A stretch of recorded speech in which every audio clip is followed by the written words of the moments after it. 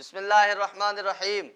حضرت ابو بکر عمر رضی اللہ تعالیٰ عنہما تمام صحابہ کرام سے افضل ہیں، یہی اہل سنت والجماعت کا عقیدہ ہے، یہی نظریہ ہے۔ تمام انبیاء علیہ الصلاۃ و تسلیمات کے بعد شان، مقام، عزت و عظمت تمام صحابہ میں افضل حضرت ابو بکر ہیں۔ جس طرح خلافت کی ترتیب ہے، نمبر 1 حضرت ابو بکر، نمبر 2 حضرت عمر، نمبر 3 حضرت عثمان، چوتھے نمبر پہ حضرت علی ہیں۔ جس طرح خلافت کی ترتیب ہے اسی طرح افضلیت کی ترتیب ہے، یہی اہل سنت والجماعت کا عقیدہ ہے۔ لیکن آج کل اہل تشیع کو دیکھا گیا ہے سوشل میڈیا پر حضرت علی کا افضل ہونا ثابت کرنے کی ناکام کوشش میں لگے ہوئے ہیں۔ اسی طرح یاسین قادری رافضی نے بھی مختلف کلپس میں اس بات کا اظہار کیا ہے کہ حضرت علی حضرت ابو بکر عمر سے افضل ہے، جبکہ اہل تشیع کی معتبر ترین کتاب میں صاف صراحت کے ساتھ لکھا ہوا ہے۔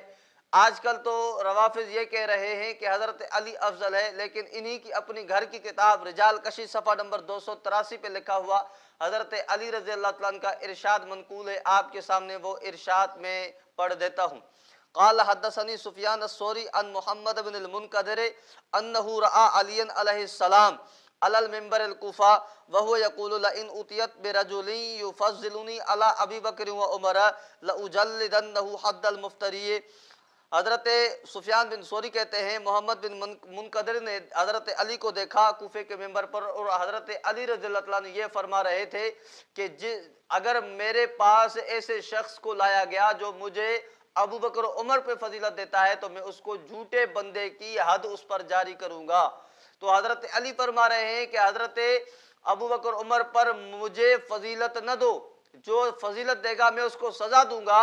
حضرت علی خود اپنا فیصلہ سنا رہے ہیں کہ میرے سے افضل حضرت ابو بکر و عمر ہیں، اور یہ شیعوں کی معتبر ترین کتاب رجال کشی سے عبارت پڑی ہے حضرت علی کا ارشاد۔ اب اہل تشیع کو بھی چاہیے کہ حضرت علی کرم اللہ وجہہ کے اس ارشاد کی تعمیل کرتے ہوئے اس پر عمل کریں اور حضرت ابو بکر عمر رضی اللہ تعالیٰ عنہ کے مقام، شان، عزت و عظمت کے قائل بھی ہو جائیں، اور نمبر 2 حضرت ابو بکر عمر رضی اللہ تعالیٰ عنہ کی افضلیت کے قائل بھی ہو جائیں۔